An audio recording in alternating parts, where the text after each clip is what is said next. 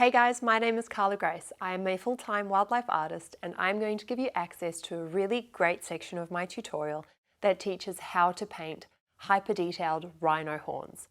In this sneak peek, I will show you how I paint the impression of the skin around the base of the horns, creating the perfect foundation of layers to add detail to. In this section, my focus shifts from the shadow tones surrounding the skin.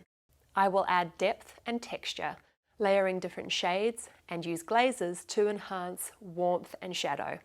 The full tutorial is 1 hour, 50 minutes long. I am excited to share my process of how I paint a hyper-detailed rhino horn portrait, where I cover everything from my color mixes to blocking in, building mid-tones, adding contrast, and refining details. I also focus on its rough textures, deep colors, and the steep contrast between light and dark, and demonstrate how to layer it with different colors to create a realistic and wonderfully rough-looking rhino horn. So now I'll show you the full section from the tutorial, and I will see you at the end.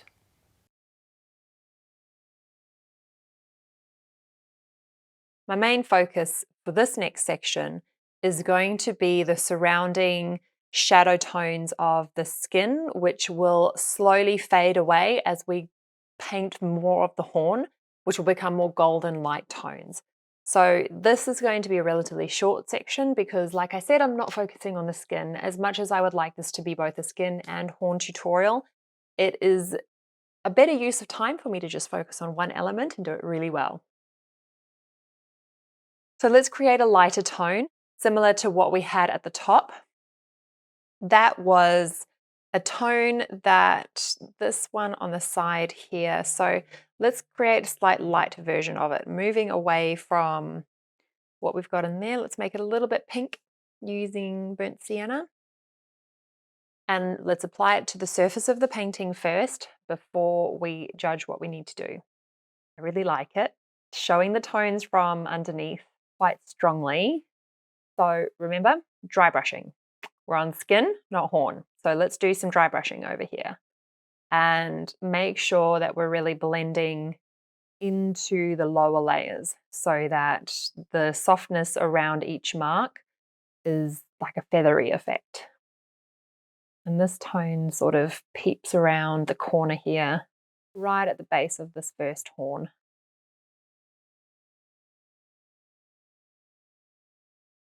So on the palette, it's actually quite a pink tone, but then because of the grey tones we've got on the canvas itself, it's actually coming out with a little bit more of a blue look to it. So that's why I say to really judge your tones based on what you see on the painting itself, not so much what is on the palette.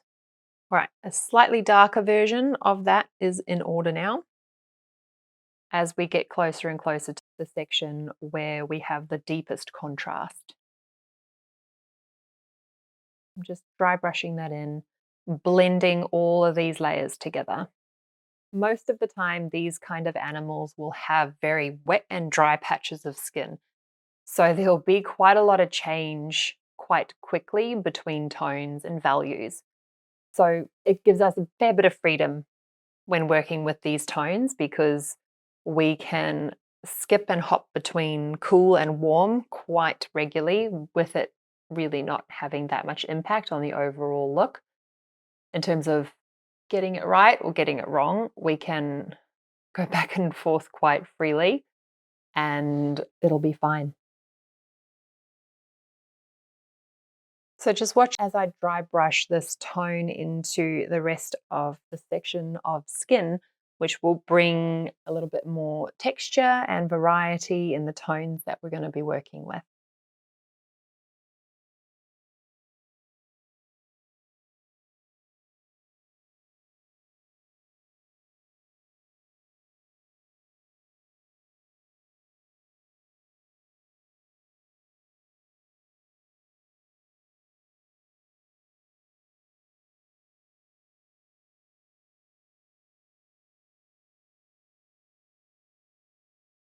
I would like a slightly warmer version now, so I'm just going to use a little bit more burnt umber in this mixture.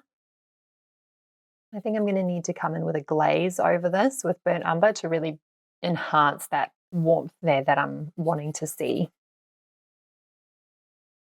I'm going to add some more burnt umber to that. Let's deepen that contrast, warm up the tones just a little bit. Now, if you struggle to blend these darker midtones into the shadows that you've created already, don't worry, because you can come in with a black glaze and that will do that for you. And now I want some really light tones. I'm going to use some burnt sienna.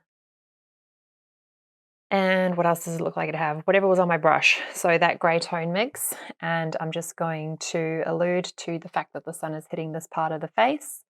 I'm going to leave some gaps in the brush marks so that we can create the look of the folds and the creases, really. I'm going to make this a little deeper in terms of the tone using some burnt sienna and raw sienna, just creating a slightly darker version of that, a little bit more sunny.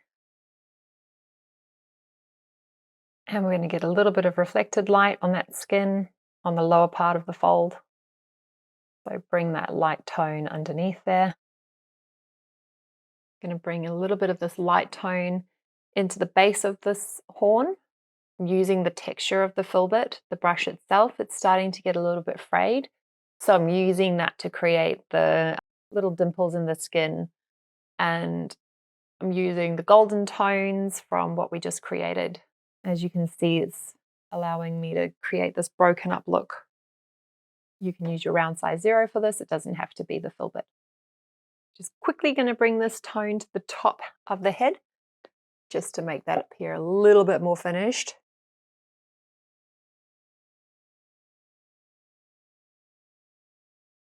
A little bit of titanium white to really bring in the light here.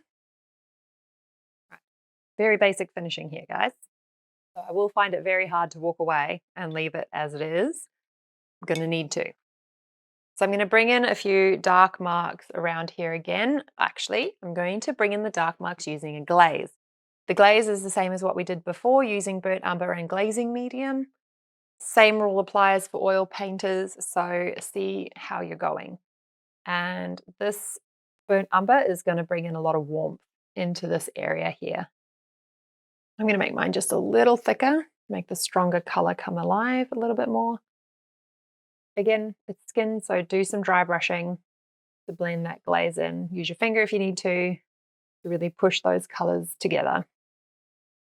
I'm going for some pure burnt umber now because this part here has some very intense shadow to it. And I just want to blend it in a little bit stronger. I'm going to use a little bit of black now, just because I want to really create this blended shadow where the crease is deepest. I still have burnt umber and glazing medium on my brush, so I'm using that to blend into the shadows here really well.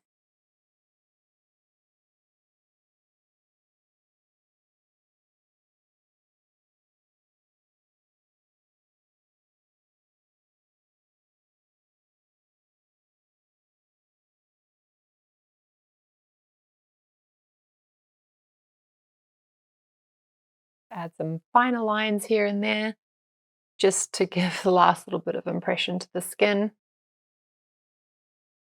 Don't overload your brush because that'll make it very hard for you to control the marks that you want to make for the skin on this part of the face. All right, so I feel like we've got enough shadow down here for the contrast. It is, of course, very basic layering and very basic detail. If you want to take this further, please check out my skin tutorial where I teach how to paint creased, folded elephant and rhino skin. It is probably the most perfect tutorial for the rest of this painting if you want to take your skin painting skills to a new level. You want to bring in some final touches of detail. Let's go for the mid-tone value and let's just dapple it in there. So maybe let's go for my round size 0 and very gently dapple in some of these marks here. Don't make them too strong, because if you make them strong and make the detail come alive here, you're going to need to finish the whole area. As we get closer to the horn, this is going to serve a more general purpose for us in defining the marks that lead up to the base and the shape of the overall horn itself.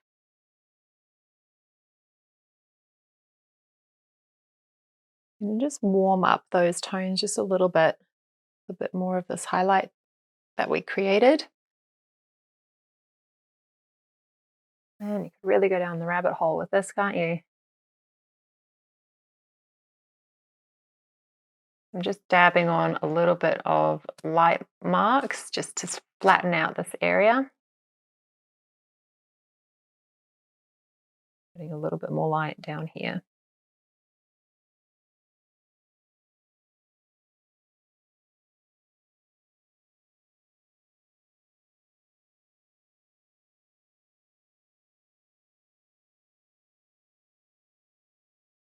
I'm going to leave that as it is. That is detailed enough. So now the real difference is going to come in with the light that we bring on the horn. For the full tutorial, please follow the link in the description. Remember to subscribe to see more tips and art from me. And I will see you next time.